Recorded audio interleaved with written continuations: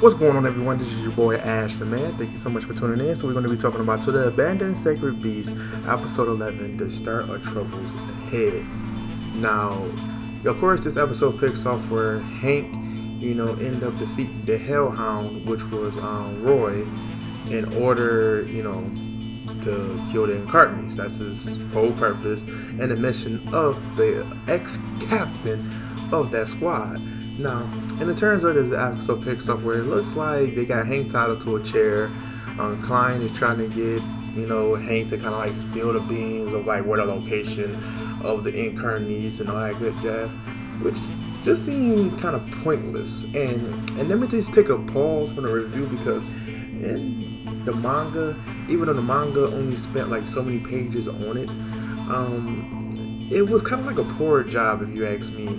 Because like in the manga, Hank dived in a little bit more deep into like how he being the one to take down the Incarnates. He even throw Nancy into it, kind of like saying like, hey, she been traveling with me. She pretty much could probably find out where they at and things in that general. Their conversation went on a little bit more further than a few lines going past the whole why their kinds kind of like changed and got warped into the person that he is today.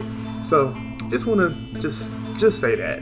But jumping back into the review now, they pretty much work out their differences in the off scene, I guess. And Hank is back in the squad, but his identity is still a mystery because, of course, with the stuff that happened at the White Church, he is still a public enemy #1.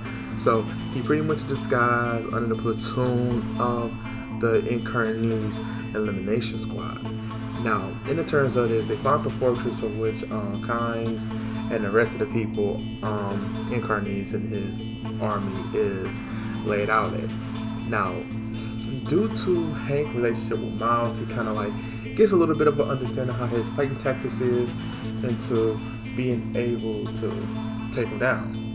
Now, in the terms of taking him down and everything in general, they work out a strategy in which supposedly was be able to take Miles down, but however, it did not work out because Miles has a crazy regeneration perk, I guess, and he literally lost like a whole arm and he was able to regenerate that. So bullets in that general just not working on him. Maybe the amount of bullets they putting into him, maybe over time the regeneration gets low.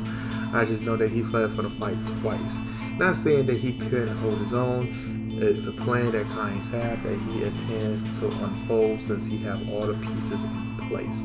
Now, step aside of where the episode ended at, we got a little chance to talk about Miles, who is the centaur of the Incarnates. Now, he holds a long lance and also arrows. Like, his accuracy with an arrow was demonstrated early in the episode was truly tremendous.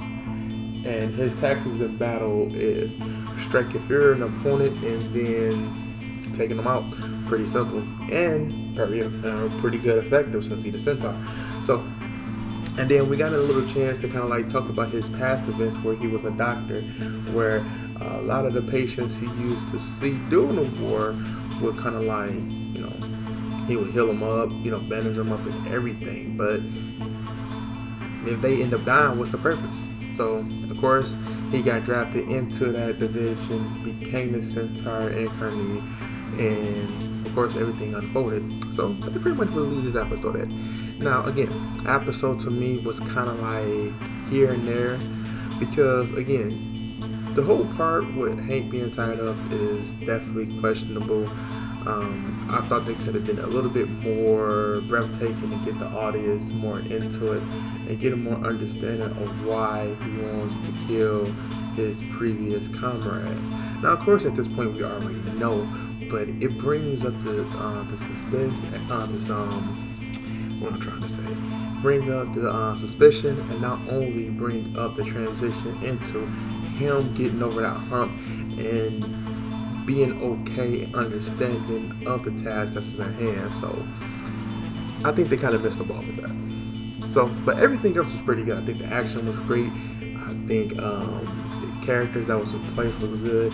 It's just that first part that just kind of like nugs in my head. So yeah, but I just want to thank you again for definitely tuning in.